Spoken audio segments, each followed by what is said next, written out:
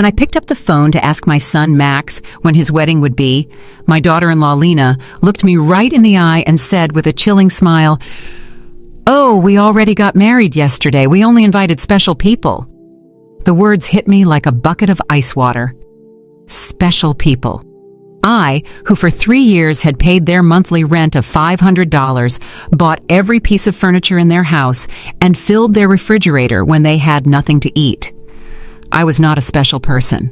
I stood there in the living room of my own house, holding the phone as if it weighed 1,000 pounds, watching my son avoid my gaze while Lena made herself comfortable on the sofa I had bought for them. The pale pink dress I had picked out for her wedding hung uselessly in my closet, along with the new shoes and the illusion of being part of the most important day of my only son's life. I had spent $200 on that dress, thinking about how nice I would look in Max's wedding photos in which I would never appear. For weeks, I had planned every detail. I had put money aside to give them $1,000 as a wedding gift. I had called my sister Diana in Chicago to tell her the good news.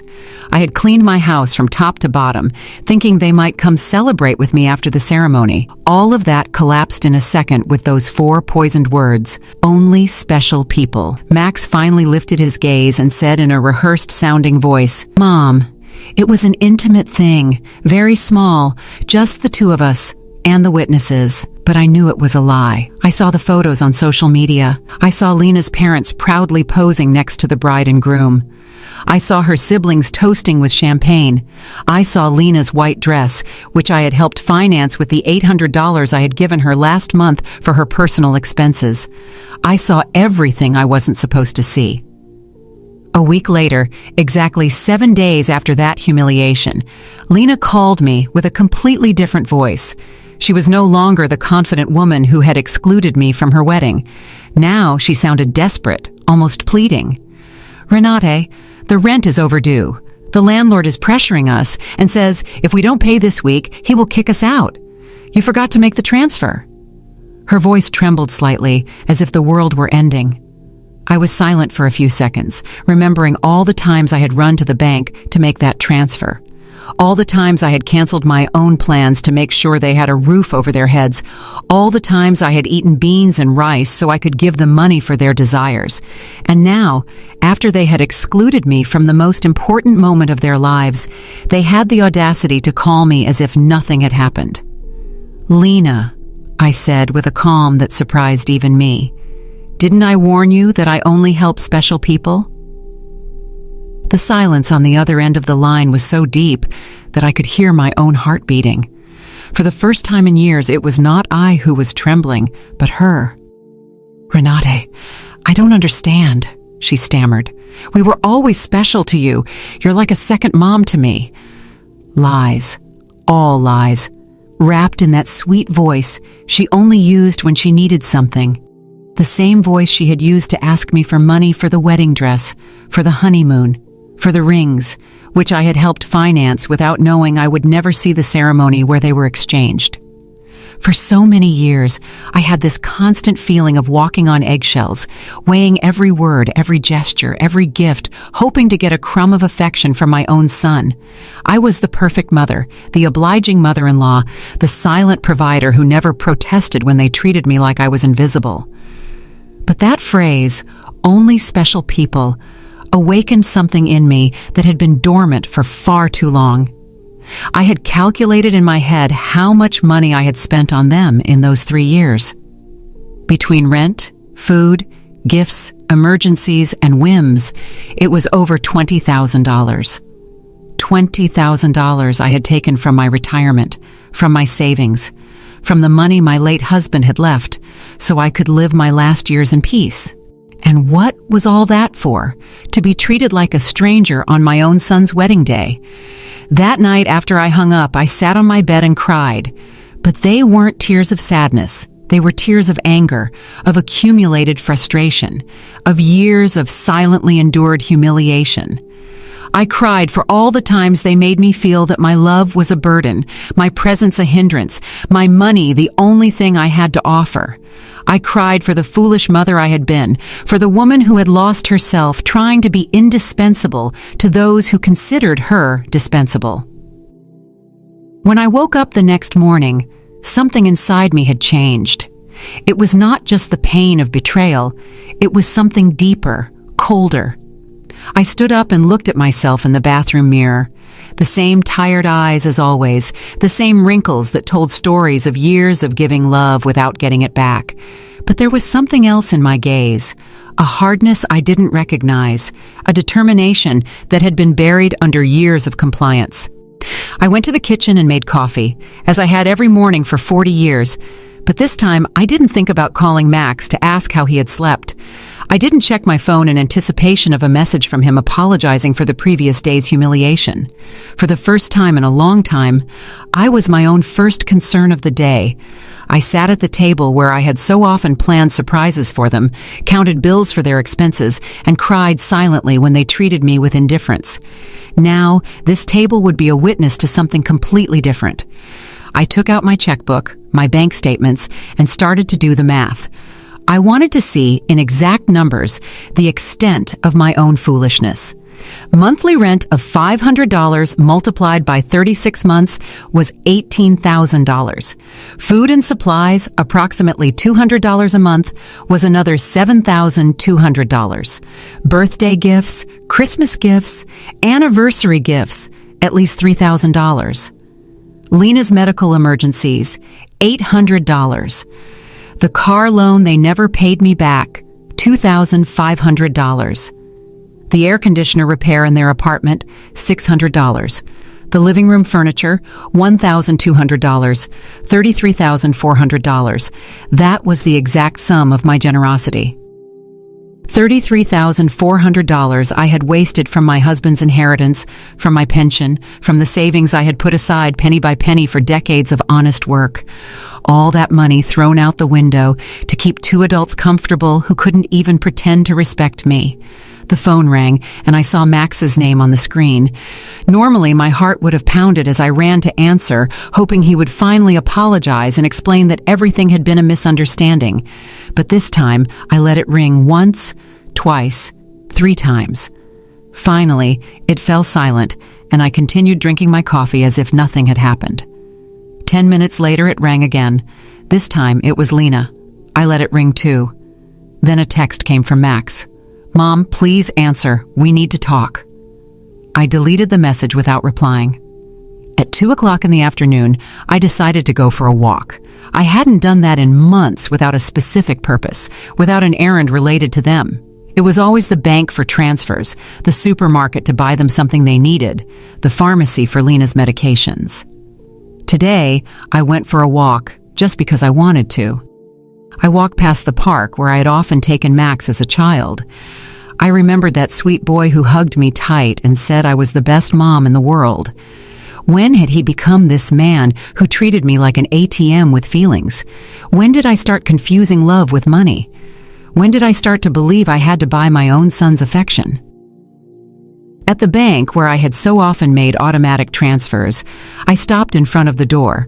The branch manager, Mr. Klein, saw me through the glass and waved.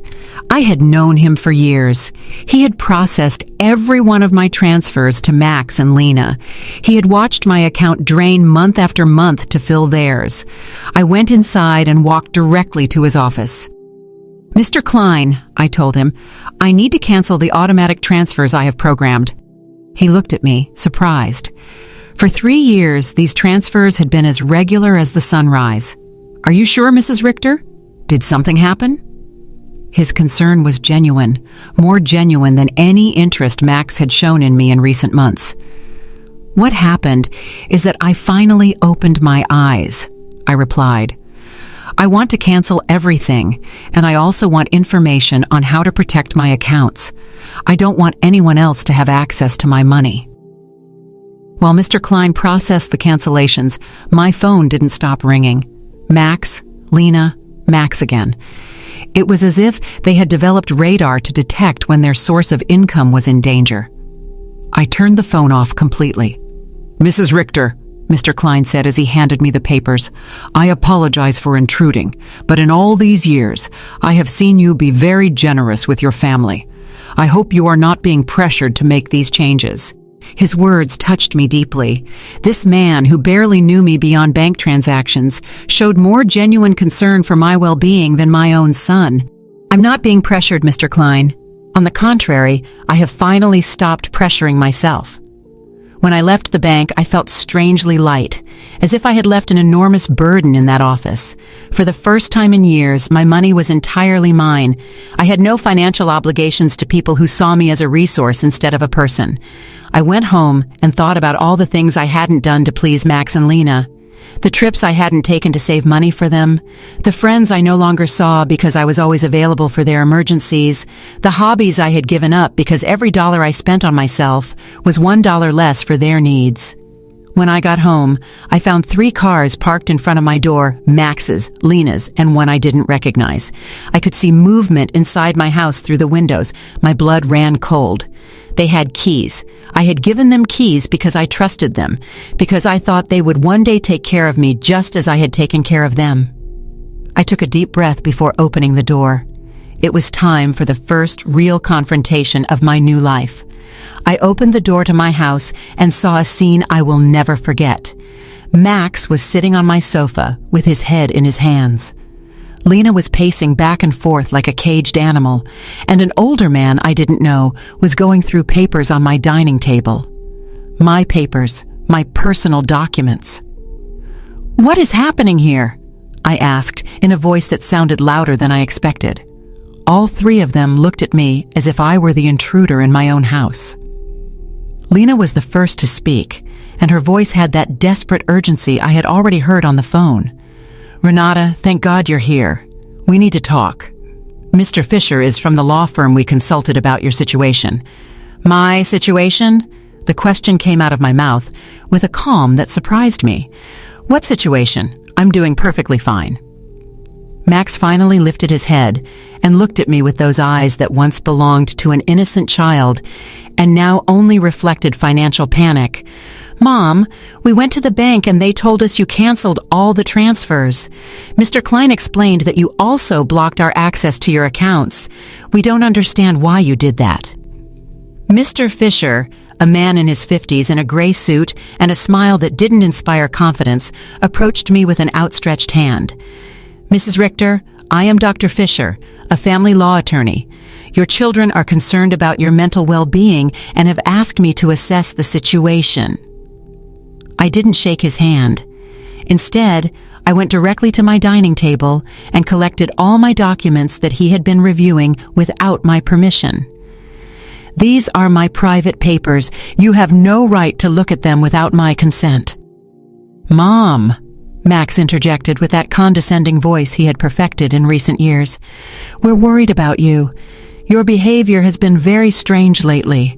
First, you financially cut us off without an explanation. Then you don't answer our calls. We think you might need professional help." Lena approached and tried to take my hand with that fake tenderness she reserved for moments when she needed something. "Renate, honey, we know you're under a lot of stress. Maybe the loneliness is affecting you more than you think. At your age, episodes of confusion are normal." The word confusion echoed in my head like an alarm bell. Now I understood why they had brought the lawyer. It wasn't about helping me. It was about declaring me mentally incompetent and taking control of my finances. The same woman who had told me they only invited special people to their wedding was now treating me like a senile old lady. "I am not confused," I said with a firmness that silenced everyone. "I am clearer than I have been in years, and you are going to leave my house right now." Mr. Fisher interjected with that professional voice lawyers use when they want to sound reasonable. "Mrs. Richter, I understand you feel overwhelmed, but your children have a right to intervene if they believe your ability to make financial decisions is impaired. They have documented several concerning behaviors." Concerning behaviors. The laugh that came from my throat was hoarse, almost cruel. Like what? Deciding that my money belongs to me? Deciding to no longer finance the lives of 2 adults who treat me like trash? Lena jumped up as if I had slapped her. "We never treated you badly. You are part of our family. Everything you have will belong to us one day anyway. We are just speeding up the process." There was the naked, unvarnished truth. Everything I had would one day belong to them. In their minds, I was already dead and they were just collecting their inheritance in advance. It didn't matter if I had 70 years or 70 days left.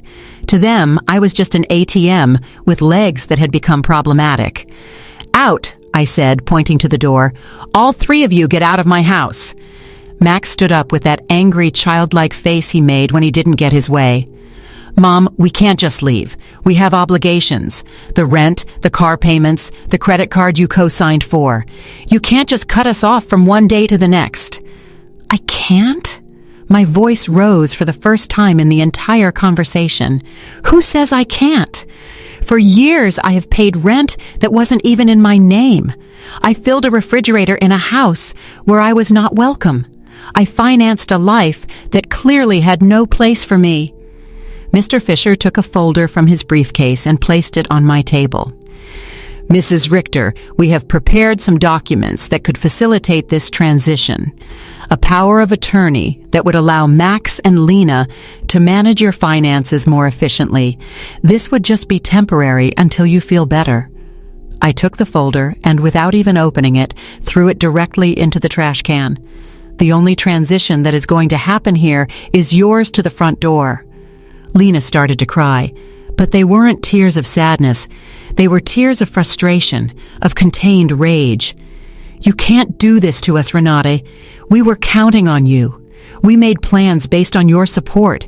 We bought things. We took on financial obligations because we knew we could count on you." "Obligations based on my money," I replied. "Not on my well-being, not on my happiness, not on my company, just on my money. And now that I have decided that my money is better used in my own life, I am suddenly a confused old woman who needs legal guardianship?" Max tried to approach me, but I took a step back. He was no longer the boy who ran into my arms when he had nightmares. He was a 35-year-old man who saw his mother as an obstacle between himself and a comfortable life financed by others. "Mom, we made mistakes," he said in a voice that was supposed to sound remorseful. "The wedding was a misunderstanding. Lena was nervous. I was under pressure. We can fix this if you just become reasonable again." Reasonable. The word tasted bitter in my mouth. Being reasonable means continuing to pay for your life while you treat me like a stranger. It means pretending it doesn't hurt to have been excluded from the most important day of my only son's life. Mr. Fisher packed his papers with the efficiency of someone who is used to having proposals rejected. "Mrs. Richter, this is not over. Your family has legal options. If you are indeed making irrational decisions due to mental health problems, a judge can determine that you need guardianship." His words were like a blow. I realized this was not just a manipulative family visit. It was a real legal threat. They wanted to declare me incompetent to manage my own affairs. "Mr. Fisher," I said, looking him directly in the eyes, "I suggest you do your research thoroughly before you threaten a 71-year-old woman who has managed her finances flawlessly for 40 years, who raised her son alone after the death of her husband, who ran a household and worked honorably until retirement, and who until last week financially supported two completely capable adults." Lena stopped crying and looked at me with a coldness that finally showed her true face. "This won't stay like this, Renate. We have rights and lawyers too." "Perfect," I replied. "Hire all the lawyers you want, with your own money, of course, because mine is no longer available to finance your legal tantrums." The three of them walked to the door with the wounded dignity of people who are not used to being told no. Before he went out, Max turned to me one last time. "Mom, this is going to end very badly for you. You're going to end up alone, with no one to take care of you when you really need it." "Max," I said with deep sadness, but also with crystalline clarity, "I am already alone. The difference is that now it's by my own choice, not by your neglect." As I closed the door behind them, I stood in my living room, surrounded by the most beautiful silence I had heard in years. It was the silence of freedom. That night, I couldn't sleep, but not out of sadness or regret, but out of adrenaline from having reclaimed control of my own life. I lay awake in bed, planning my next steps like a general preparing for a battle. If Max and Lena wanted to fight, I would give them a war, but it would be a war I would fight with intelligence, not with emotion. At 6 o'clock in the morning, I was already dressed and ready to go. My first stop was the office of attorney Mr. Weber, a man I had met years ago when I was handling my husband's will.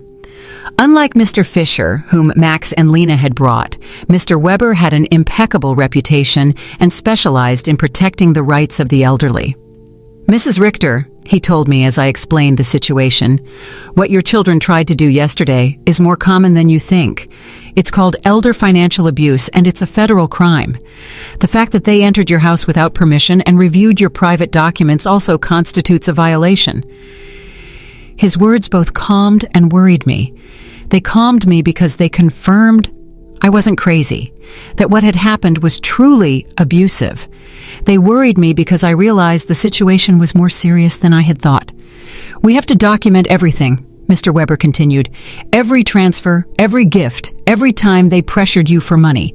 We will also change your will to protect your assets from future manipulation attempts." We spent 3 hours reviewing my financial records. Mr. Weber whistled when he saw the total sum. $33,400 in 3 years. "Mrs. Richter, with this money, you could have lived comfortably, traveled, and enjoyed your retirement. Instead, you completely financed the lives of 2 adults who didn't even respect you enough to invite you to their wedding." When I left Mr. Weber's office, I had a complete plan. First, I would change all the locks on my house. Second, I would install a security system with cameras to protect myself from future surprise visits. Third, I would open a new bank account at a different bank where they had no contact. And fourth, I would start living the life I had postponed for years. My next stop was the hardware store. The owner, Mr. Summer, had known me for years because I was always buying things to fix Max and Lena's apartment. This time was different. "Mrs. Richter, what brings you here today? Another emergency with your son?" he asked with the familiarity of a person who had silently witnessed my wasted generosity. "No, Mr. Summer. This time it's for my own house. I need to change all the locks, and I want them to be of the best quality." He looked at me, surprised, but asked no questions. While I was choosing the locks, his son Ethan, who installed security systems, came by. It was Providence in action. "Ethan," I told him, "I also need to install surveillance cameras, the complete system. The price is not an issue." While they were preparing everything for the installation the next day, I received a call from an unknown number. It was Lena calling from someone else's phone because I had blocked her number after the previous day's confrontation. "Renate, it's Lena. Please don't hang up. We need to talk like civilized adults." "Speak," I said dryly. "Listen, I understand you're upset about the wedding. It was a mistake. Max and I have talked about it, and we want to make it up to you. How about we have a special dinner to celebrate our wedding with you? We can do it at your house, cook together like we used to." The manipulation in her words was so obvious that I almost had to laugh. "Lena, how much rent do you owe exactly?" The silence on the other end confirmed that I had hit a nerve. Well, it's 2 months, $1,000 total. But I'm not just calling for that, Renate. We really miss you in our lives." "Do you miss me or my money?" I asked directly. "Both," she replied with a surprising honesty. "Renate, I won't lie to you. Yes, we need your financial help, but we love you too. You're important to us." "If I'm so important," I said, "why wasn't I important enough to be at your wedding? Why am I not important enough to get a call that doesn't ask for money? When was the last time you called me just to ask how I was doing?" Another silence. We both knew the answer. Never. "Lena, I'm only going to explain this to you once. For 3 years, you have treated me like an ATM with feelings. You used me, you ignored me, you humiliated me, and finally, you insulted me in the worst possible way. Now that the money is running out, you suddenly discover you love me." "Renate, please." I cut her off. "There is no please. You made your choice when you decided I wasn't special enough to be at your wedding. Now I'm making mine." I hung up and turned the phone off completely. I didn't want any more interruptions on my day of liberation. That afternoon, I went to the beauty salon I hadn't been to in over a year. I always canceled my appointments because Max or Lena needed something urgent, or because the money I had set aside for myself became an emergency for them. "Mrs. Richter?" my favorite hairstylist Cynthia called out. "What a surprise! I thought you had forgotten us." "I didn't forget you, Cynthia. I just forgot that I also deserve to be pampered." I treated myself to the full treatment: cut, color, manicure, pedicure. For the first time in years, I spent money on myself without feeling guilty.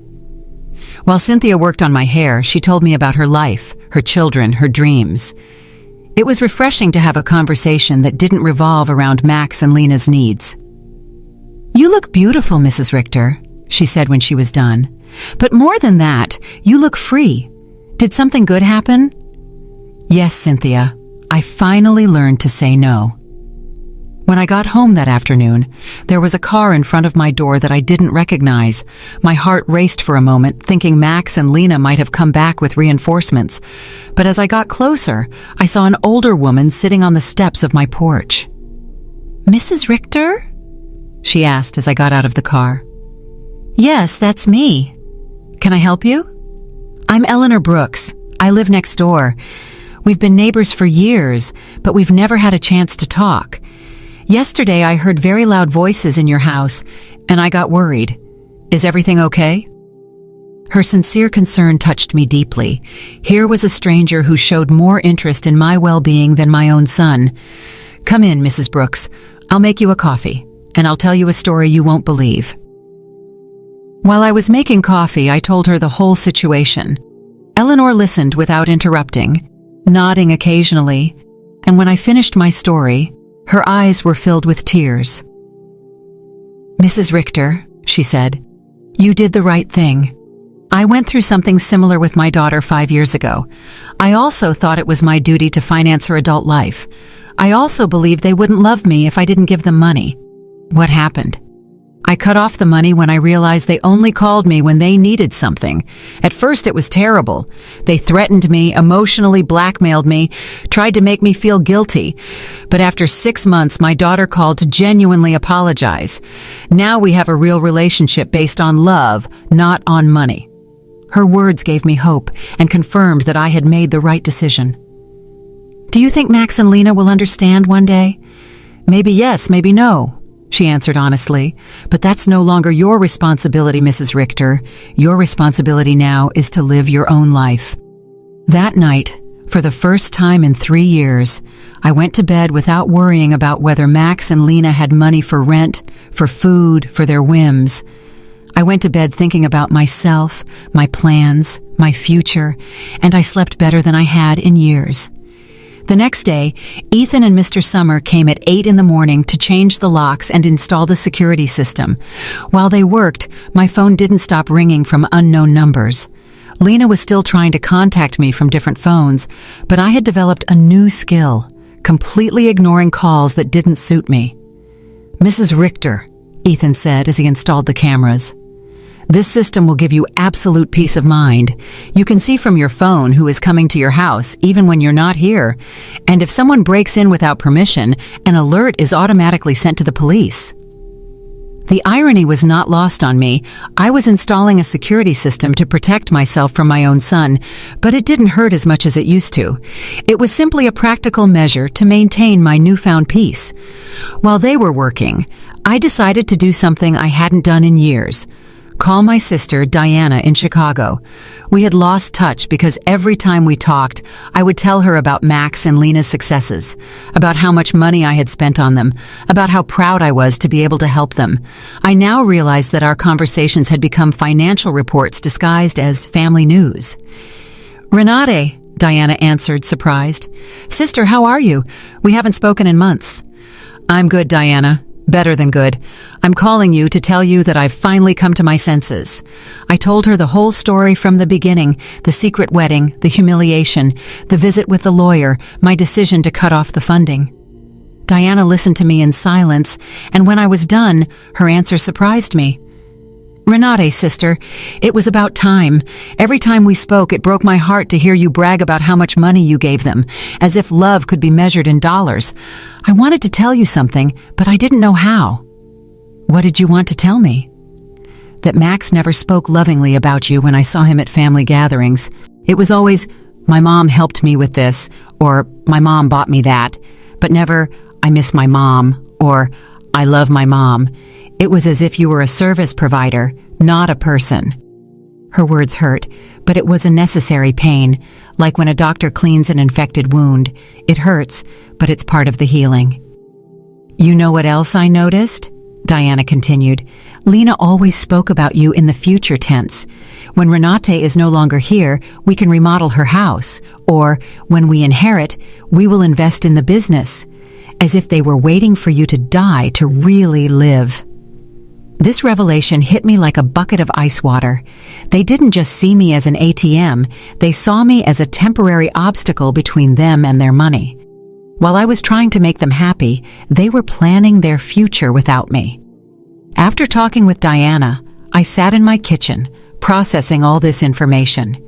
Years of marriage to a man who truly loved me, 35 years of raising my son alone after my husband's death, and 3 years of financing 2 adults who saw me as a $100,000 obstacle. The doorbell rang, and on the new cameras, I saw it was Eleanor, with a mug in her hands. I opened the door, and she handed me a fresh brewed coffee. I thought you might need some company after everything you told me yesterday, she said, with that sincere smile I had already come to appreciate. We sat in my living room, and Eleanor told me more details from her own experience. My daughter said the exact same thing to me that Lena says to you. You're like a second mom to me. We're special to you. Everything will be ours one day anyway. Those are rehearsed phrases, Mrs. Richter. They learn them from the Emotional Manipulation Handbook. Do you think such a handbook exists? I asked half-jokingly. Not officially, but it seems everyone reads from the same book. Chapter 1 is Make Her Feel Indispensable. Chapter 2 is Create Constant Financial Emergencies. Chapter 3 is When She Resists, Question Her Mental Health. We laughed, but it was a bitter laugh. It was both funny and tragic to recognize such predictable patterns in our own children's behavior. Did you ever feel guilty for cutting off the money? I asked Eleanor. Every single day for the first 3 months, she answered honestly. But then I started to see the results. My daughter had to get a second job. Her husband stopped playing golf every weekend and started looking for extra work. They learned to live within their means, and more importantly, they learned that I was a person, not a resource. That afternoon, I decided to do something I had postponed for years: visit my husband's grave. I always made excuses not to go because Max or Lena needed something urgent, or because the taxi fare was better invested in one of their emergencies. The cemetery was quiet and beautiful. Robert's grave looked a bit neglected because I hadn't been there to clean it in months. I sat on the grass next to his headstone and talked to him as if he were alive. Robert, my love, I think I lost myself for a while. After you left, I put all my energy into Max. I wanted to be the best mother in the world, thinking somehow he would grow up without a father. But I think in the process, I forgot to be myself. The wind blew gently, and for a moment, I felt like he was listening to me. Our son has become someone I don't recognize. Or maybe he was always like this and I didn't want to see it. His wife is, well, you know how she is. The money you left for me to live peacefully, I spent it taking care of them. But not anymore, my love. I have learned. I cleaned his grave, replaced the withered flowers with new ones, and stayed there for another hour, simply enjoying the peace. For the first time in years, I was not in a hurry to get home to solve a crisis for Max and Lena. When I got home, there were 3 cars parked in front of my door again. My heart raced, but this time I was prepared. The cameras showed me that it was Max, Lena, and two other people I didn't recognize. Everyone seemed agitated, talking to each other and pointing at my house. I didn't get out of the car. Instead, I called Mr. Weber, my lawyer. "Mr. Weber, they are at my house again. This time they've brought more people. What should I do?" "Don't get out of the car, Mrs. Richter. I'll be there right away and I'll call the police. After our conversation yesterday, I requested a temporary restraining order. They are not allowed to be on your property." Minutes later, Mr. Weber and two police patrol cars arrived. I watched the officers talk to Max and Lena, saw my son gesticulate angrily, saw Lena crying again, but this time her tears did not move me. One of the officers approached my car. "Ma'am, you can get out safely. Your visitors are going to leave immediately." As I got out of the car, Max shouted at me from the street, "Mom, this is ridiculous. We're your family. You can't call the police on your own son." "Max," I replied with a calm that surprised even me, "family doesn't threaten lawsuits for mental incompetence. Family doesn't break into people's homes without permission. Family doesn't treat their mothers like ATMs." Lena screamed from across the street, "You're going to pay us everything you owe us. We have bills you co-signed for. You can't just abandon us like this." Mr. Weber interjected. "Mrs. Brooks, any future communication must be through my office, and I suggest you consult with an attorney before making collection threats, because my client has full documentation of all the payments she voluntarily made for 3 years." I watched them drive away in their cars, defeated but not giving up. I knew this wasn't over, but for the first time in this situation, I felt confident. I had professional help. I had emotional support from Eleanor. And more importantly, I had mental clarity about what was right and what was wrong. That night, Eleanor invited me to her house for dinner.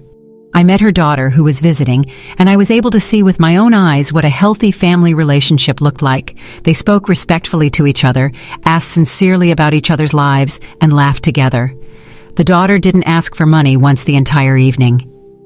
"I wanted that with Max too," I confessed to Eleanor after her daughter had left. "And maybe you'll get it one day," she replied. "But first, he has to learn that you are a person who deserves respect, not just a source of income." For the first time in weeks, I went to bed feeling hopeful about the future. The next few days were strangely peaceful. The surveillance cameras showed me that Max and Lena were driving past my house several times a day. Sometimes slowly, sometimes they parked for a few minutes, but without getting out.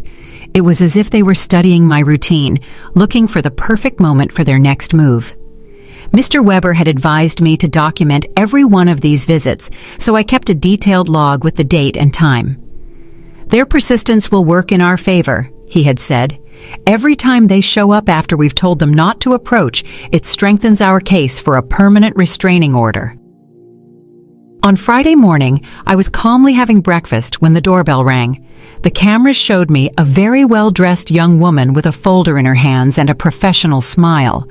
I didn't recognize her, but something about her posture told me it was not a social visit. "Good morning, Mrs. Renati Richter," she said as I opened the door. "I am a social investigator from the Office of Senior Services. We have received a report that you may be in an at-risk situation and we need to conduct a wellness check." My blood ran cold. Max and Lena had escalated the situation. It was no longer just threats from private lawyers. Now they had involved the government.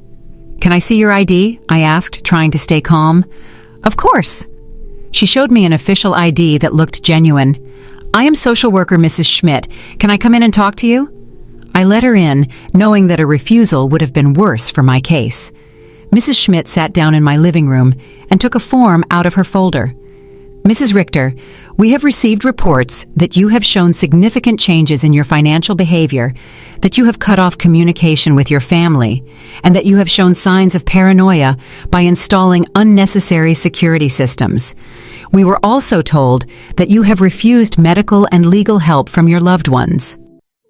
Every word had been carefully chosen to make me sound like a mentally disturbed old woman. I recognized Lena's handwriting in the wording. She had always been skilled at manipulating words to get what she wanted. "Miss Schmidt," I said with all the dignity I could muster, "I would like to call my lawyer before answering any questions." Ma'am, this is not a legal interrogation. It's a wellness check. If you have nothing to hide, it should not be a problem to speak with me. The phrase, "if you have nothing to hide," infuriated me. It was the same logic abusers used to justify their invasions. If you're innocent, you shouldn't complain about your privacy being violated. Miss, I'm calling my lawyer. You can wait here or come back another day, but I will not answer any questions without legal representation present. I called Mr. Weber, and he was there within 20 minutes. When he came in and saw the social worker, his expression hardened. "Miss Schmidt," he said after checking her ID, "I hope you have a court order to be here, because my client is under my legal representation, and any unauthorized investigation constitutes harassment." "Sir?" Mrs. Schmidt replied with less confidence than before. "We have reports from concerned family members about the lady's well-being. It's our duty to investigate." "What family?" Mr. Weber asked dryly. "The same family that tried to get her to sign a power of attorney without representation. The same family that broke into her house without permission and checked her private documents. The same family that excluded her from important events while living off her money." Mr. Weber took a folder from his briefcase and placed it on the table. "Here, I have complete documentation of my client's financial and emotional abuse. $33,400 that were withdrawn from her accounts in 3 years. Systematic social exclusion and emotional blackmail. If someone needs to be investigated here, it is not my client." Mrs. Schmidt reviewed the documents with growing discomfort. It was obvious that the information she had been given did not match the reality she had in front of her. "Mrs. Richter," she said finally, "can you explain to me why you so abruptly stopped financial support for your son?" "Because I finally discovered they were using me," I replied simply. "Because I realized that to them, I wasn't a mother, but a bank account. Because I was tired of financing the lives of people who saw me as an obstacle." "But don't you feel it's your responsibility to help your family?" The question outraged me. "Miss Schmidt, my responsibility as a mother was to raise my son until he was 18, to educate him, and to give him the tools to be an independent adult. My son is 35 years old, married, and perfectly capable of supporting himself.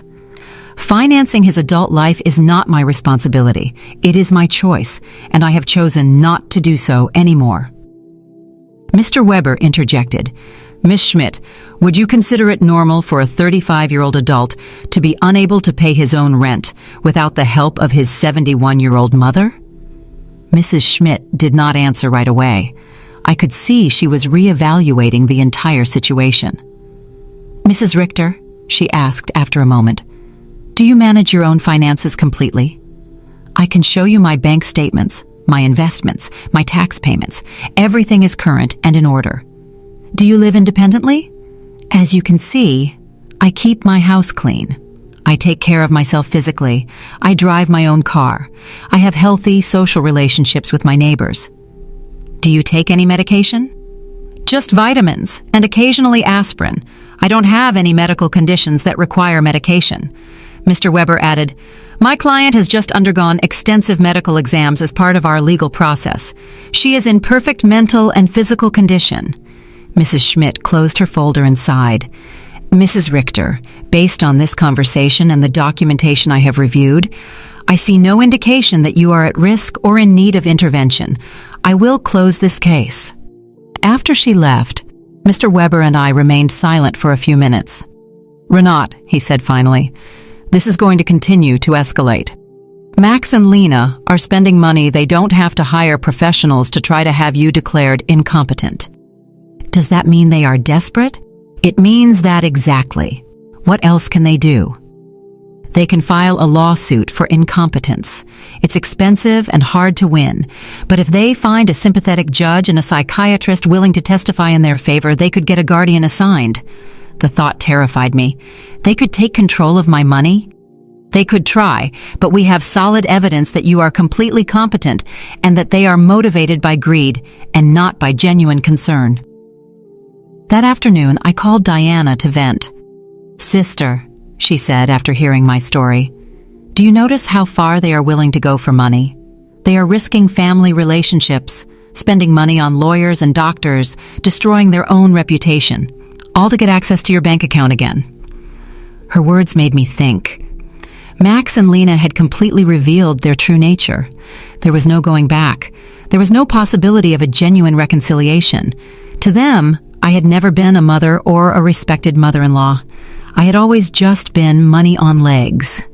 This revelation, although painful, was also liberating. I no longer had to wonder if I was making the right decision. I no longer had to feel guilty for protecting myself. They had proven for themselves that my emotional and physical well-being was less important to them than my money. That evening, Eleanor came to visit with a surprise. She had invited her friends from the garden club to meet me. "Renate," she introduced me. "These are my friends Cynthia, who you already know from the salon, Maria, Carmen, and Elfrida. We have all been through similar situations with abusive family members." We spent the evening sharing stories. Maria had had to set boundaries with a brother who constantly asked her for money. Carmen had cut off her relationship with a daughter who only visited when she needed money. Elfrida had had to change her will after she found out her grandchildren considered her their retirement plan. "What hurts me the most," I confessed, "is not losing the money I gave them, but realizing that I never had the love I thought I had." "Renate," Elfrida said with the wisdom of her 80 years, "true love cannot be bought or sold. If you had to pay for it, it was never real." Her words were balm for my wounded soul. She was right. I had bought attention, not love. I had financed an illusion. "You know what I've discovered?" I said to my new friends. "That loneliness, surrounded by people who don't love you, is worse than being lonely on your own. At least now, when I am alone, I am in good company." Everyone laughed, and we toasted to our newfound wisdom. That night, after my new friends had left, I sat in my garden, thinking. The stars shone brighter than ever, or perhaps I was seeing them with clearer eyes. For the first time in my adult life, I was completely alone financially. I had no dependents, no financial obligations to anyone but myself. And instead of scaring me, this reality excited me. I could travel when I wanted. I could remodel my house. I could buy myself nice clothes. I could donate to charities that were important to me. I could invest in my own future instead of financing the present of ungrateful people. Freedom tasted like hope, and for the first time in years, I wanted to plan my future. A month after the psychiatrist's visit, I thought I had finally won the war. I had settled into a beautiful routine. I calmly had breakfast and read the newspaper.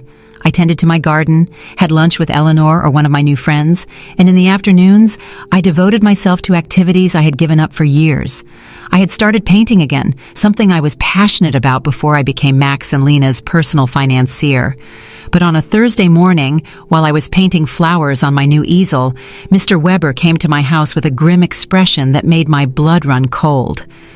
"Renate, we need to talk. Max and Lena have filed a formal lawsuit for mental incompetence in family court. They are requesting to have a legal guardian assigned to you." The words fell on me like stones. I knew it was a possibility, but hearing it out loud made it terrifyingly real. Does that mean they can take control of my money? If a judge determines that you are unable to manage your affairs, yes, he could place Max as your legal guardian, which would give him full control over your finances. I sat down heavily on my sofa, feeling the weight of the deepest betrayal I had experienced in my life. My own son was trying to legally declare me incompetent to steal my money. "Mr. Weber, what evidence could they have? You yourself have seen that I am completely competent." "They have statements from 3 witnesses who claim you have behaved erratically. They also submitted unpaid doctor's bills that you supposedly didn't pay, and medications that you supposedly hoarded without taking them." "But that's a lie. I don't have any outstanding doctor's bills or hoarded medications." "I know, Renate, but they have fabricated convincing evidence. They also have the statement from Dr. Lehman, who states that you refused to cooperate with a psychiatric evaluation, which they interpret as proof of mental decline." The manipulation was diabolical. They had turned my refusal to undergo an unnecessary exam into proof of a mental illness. They had used my instinct to protect myself from them as proof that I needed protection. "Who are the 3 witnesses?" Mr. Weber looked through his documents. Lena, of course, a neighbor named Mr. Davis, and someone who claims to be your pharmacist, Mr. Green. Mr. Davis was the neighbor across the street, an unpleasant man who had always had problems with me because my friends sometimes parked in front of his house. Mr. Green was indeed my pharmacist, but I didn't understand what he could have against me. "I need to talk to Mr. Green," I told Mr. Weber. "Something's not right." We went to the pharmacy together that afternoon. Mr. Green received me, surprised and nervous. "Mrs. Richter, it's good to see you. How are you?" "Mr. Green, I was told you signed a statement saying I show erratic behavior with my medications." His face turned red as a tomato. "Mrs. Richter, your daughter-in-law came in a few weeks ago and asked about your medications. She said she was worried because you were acting strangely." "And what did you tell her?" "I explained to her that you only buy vitamins and occasional aspirin, that you don't have any regular medical prescriptions, but she insisted that this was proof that you weren't taking adequate care of your health." Mr. Weber interjected. "Mr. Green, did you sign a paper?" She brought a document that said I was confirming that Mrs. Richter had irregular medication purchases. I thought it was for her health insurance or something. I didn't know it was for a lawsuit. My own pharmacist had been tricked into signing something he didn't fully understand. Lena's manipulation knew no bounds. "Mr. Green," I said, "I need you to write a statement explaining exactly what happened and clarifying that I have no problems with medications." "Of course, Mrs. Richter, I am terribly sorry for this misunderstanding." After the pharmacy, we went to confront Mr. Davis. When we knocked on his door, he received us with obvious hostility. "What do you want, Mr. Davis?" Mr. Weber said. "I understand you signed a statement about my client's behavior." "And you're right, I did. That woman is crazy. She's been acting strange for weeks." "Can you be more specific about the behaviors you observed?" "Installing cameras as if she lived in a war zone, having strangers visit all the time, yelling at her family in the street." I realized Mr. Davis had taken everything out of context. The cameras had been installed for protection. The strangers were my new friends. The yelling was me defending my house from Max and Lena's invasions. "Mr. Davis," I said, "do you know why I installed the cameras?"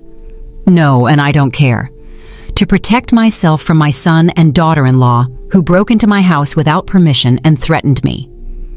"That's what a crazy person would say," he replied cruelly. There was no way to reason with him. His statement was based on superficial observations, maliciously interpreted. That evening, Mr. Weber and I sat down to plan our defense. "Renate, we need our own psychiatric evaluation. I have a colleague, Dr. Moore, who is an expert in assessing mental capacity. She can officially confirm that you are completely competent." What if Max and Lena have bribed the judge? What if none of this matters because they have already decided to declare me incompetent? "Renate, the legal system is not perfect, but it's not completely corrupt either. We have solid evidence of your mental competence and their financial motivations. We are going to fight this." The next day, I went to my appointment with Dr. Moore. She was a woman in her 50s with kind but astute eyes. "Mrs. Richter, I'm going to ask you a series of questions and tests to assess your mental capacity. Take your time and answer honestly." For 2 hours, she asked me questions about my memory, my reasoning ability, my financial understanding, my emotional health. She also gave me cognitive tests and asked me to solve mathematical and logical problems. "Mrs. Richter," she said at the end, "your results are well above average for your age. You are not only mentally competent, but your cognitive function is excellent." "Doctor, why do you think my family is doing this?" "Based on what you've told me and the documents I've reviewed, this seems to be a classic case of elder financial exploitation. Unfortunately, it's more common than people think." I left the consultation feeling validated, but also sad. The professional confirmation of my mental health was a relief, but it also confirmed that the lawsuit was real and necessary. That afternoon, Eleanor organized an emergency meeting with all our friends from the garden club. When I told them about the incompetence lawsuit, everyone was outraged.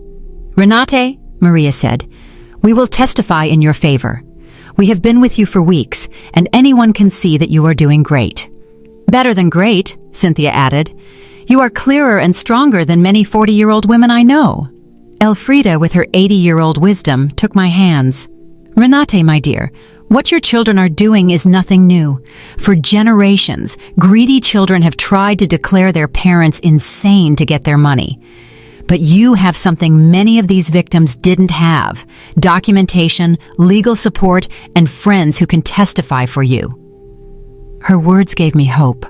I was not alone in this fight. I had an army of strong women who had witnessed my transformation firsthand. "You know what the saddest thing about all this is?" I said. "That Max and Lena are willing to destroy any future possibility of reconciliation for money. Even if I were willing to forgive everything so far, there's no going back from this." "And maybe that's for the best," Cynthia replied. "At least now you know exactly who they are and you can act accordingly."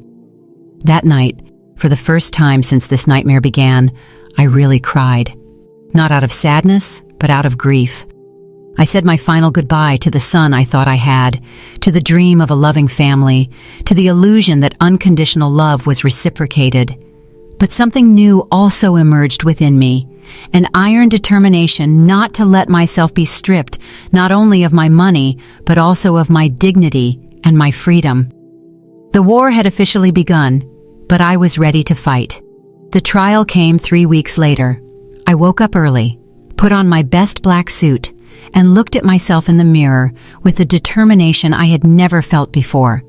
Today, not only my mental capacity would be judged, my dignity as a person, my right to live free from abuse, my value beyond my bank account would be judged.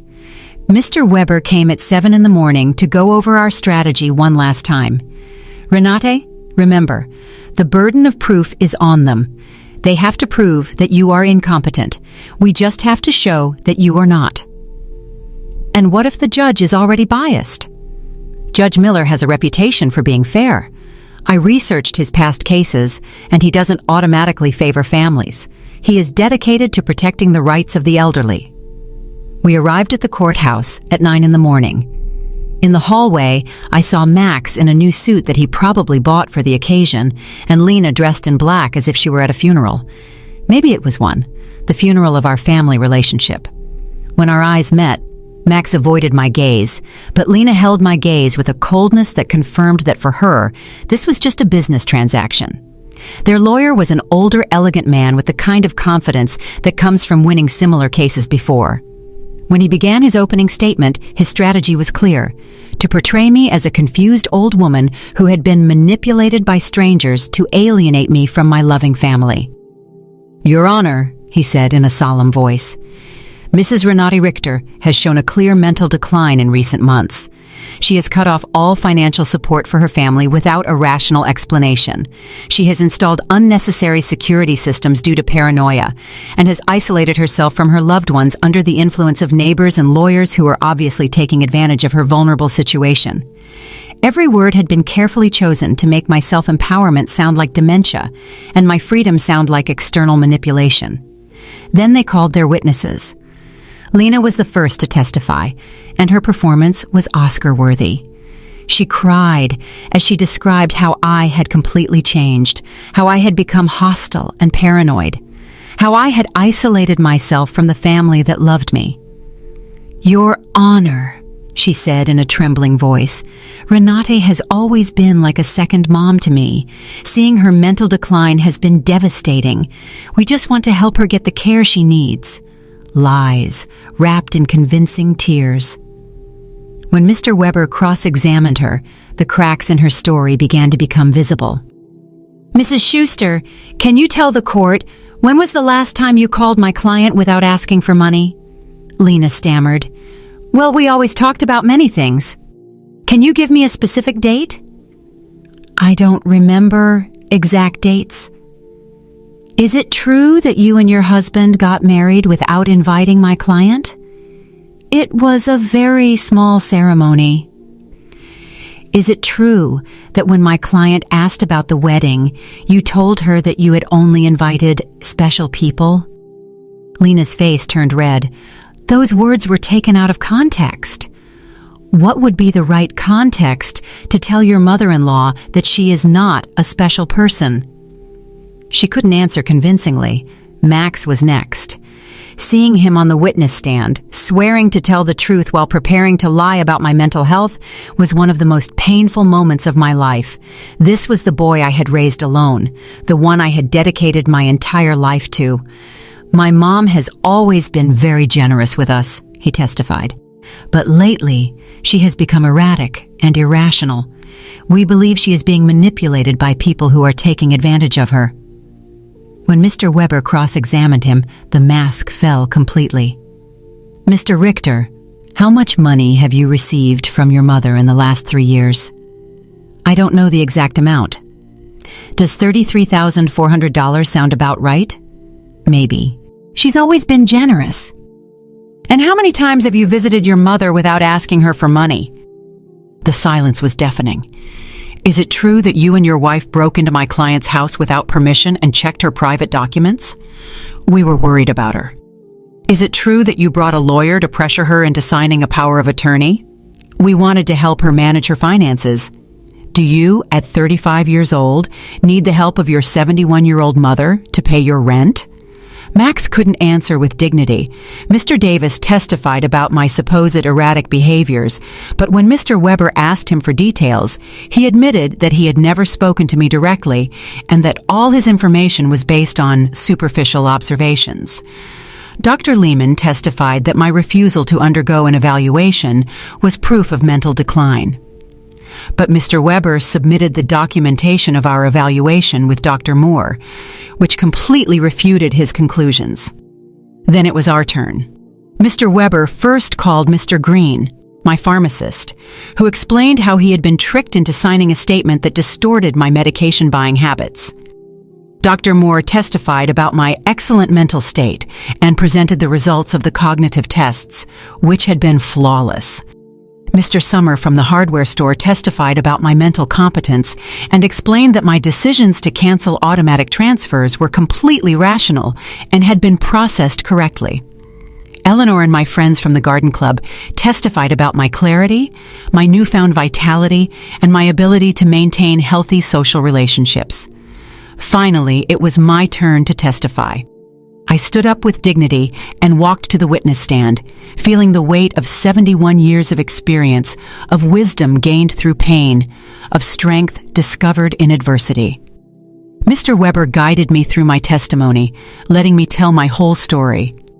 The $33,400 spent in 3 years, the humiliation of being excluded from the wedding, the constant emotional manipulation, the violation of my privacy, the legal threats. Mrs. Richter, Mr. Weber finally asked, why did you decide to stop financial support for your son and daughter-in-law? Because I finally understood that what I was getting from them was not love, I replied in a clear, loud voice. It was a commercial transaction disguised as a family relationship. My money was welcome, but I, as a person, was not. Do you regret your decision? I only regret that it took me so long to make it. Max's lawyer tried to make me appear confused during his cross-examination, but I answered every one of his questions with clarity and precision. When he tried to imply that my new friendships had manipulated me, I explained to him that for the first time in years, I had relationships based on mutual respect and not on financial interest. In his closing argument, Max's lawyer insisted that I was a victim of external manipulation. Mr. Weber's rebuttal was devastating. Your Honor, what we have seen here is not the case of an incompetent old woman, but that of a woman who has finally found the strength to free herself from years of financial and emotional abuse. The plaintiffs have presented no real medical evidence of mental incompetence. What they have presented is frustration, because their source of income has decided to exercise her legal and moral right to protect her own resources. Judge Miller retired to deliberate for 2 hours that felt like 2 years. When he came back, his expression was serious but clear. After reviewing all the evidence presented, he began, "it is obvious to this court that Mrs. Renate Richter is in full possession of her mental faculties. Professional psychiatric evaluations confirm her cognitive competence. Her financial decisions, as painful as they may be for her family, are completely rational and within her rights." My heart began to beat faster. "Furthermore," the judge continued, "the evidence suggests that this lawsuit is motivated by financial interest rather than by genuine concern for Mrs. Richter's well-being. The court completely denies the request for guardianship. I had won. I had not only won the lawsuit, but also my freedom, my dignity, my right to live free from the abuse of those who supposedly loved me. When we left the courthouse, I saw Max and Lena talking angrily with their lawyer. Lena gave me a look of pure hatred before she walked away. Max looked at me one last time, and for a second, I saw something that could have been regret, but it was already too late. That night, Eleanor organized a celebration at my house with all our friends. We toasted to justice, to freedom, to the sisterhood of strong women who support each other. "Renata," Elfrida told me, "today you didn't just win a trial, you won back your life." She was right. For the first time in years, the future was completely mine. I could travel, I could love, I could create. I could live without fear, without guilt, without manipulation. 3 months later, I sold my house and moved to a beautiful apartment near the city center. I donated half of my money to organizations that protect the elderly from family abuse. With the other half, I began to live the life I had always wanted. I traveled through Europe, took art classes, and joined volunteer groups. I never heard from Max and Lena again. I heard from others that they had to move to a smaller apartment and that Lena had found a job for the first time in years. Perhaps the adversity would teach them what my generosity never could, the value of honest work and independence. Some nights, when I look at the stars from my new balcony, I think about the woman I was a year ago, fearful, manipulated, believing I had to buy love. That woman is dead, and in her place, someone has been born who has understood a fundamental truth. True love never has a price, and freedom is never too expensive. My name is Renate. I am 72 years old, and I have finally learned that the most important person I have to love and protect is myself.